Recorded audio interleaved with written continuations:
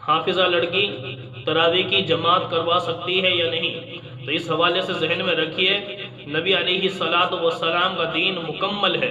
نبی صلی اللہ علیہ وسلم نے ہمیں کامل شریعت دی ہے، تو نبی صلی اللہ علیہ وسلم کے زمانے سے لے کر صحابہ، تابعین، اولیاء اکرام، ان حضرات کے ادوار میں یہ عورت کی امامت نہیں تھی، لیکن آج یہ امامت کا معاملہ عام ہو رہا ہے۔ تو میرے بھائیو دوستو، شریعت کی نظر میں عورت کی امامت مکروہ ہے۔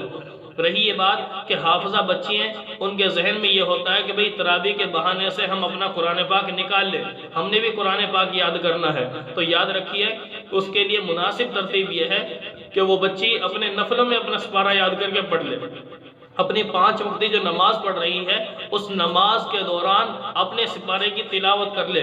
اگر یہ بھی نہیں تو مناسب یہ ہے کہ آپ بغیر نماز کے کسی کو اپنا پارہ سنا لیا کریں۔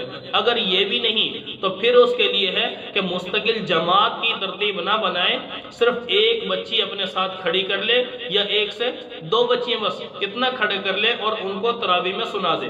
لیکن مستقل یہ جو ترتیب بنا لی گئی ہے کہ ساری محلے کی مستورات ایک جگہ پر جمع ہو کر ایک عورت کے پیچھے نماز پڑھتی ہیں، اور پھر آگے سے کیا کہتی ہیں کہ بھئی مصلی جو امام بنتی ہے وہ تو درمیان میں ہی کھڑی ہوتی ہے۔ تو میرے دوستو، کھڑی تو درمیان میں ہی ہوگی، لیکن ہو تو امامت رہی ہے، تو امامت عورت کی مکروہ ہے، اس سے بچنا ضروری ہے۔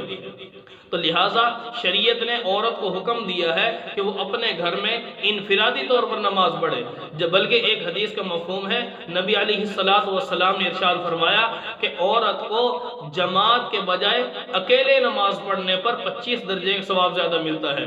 تو اس لیے عورتیں اپنے اپنے گھروں میں انفرادی نماز پڑھیں، نہ کہ اجتماعی۔ رمضان کا مبارک مہینہ ہے، اس مبارک مہینے میں نوافل کی بھی کثرت کریں، عبادات کریں، لیکن انفرادی طور پر نہ کہ اجتماعی۔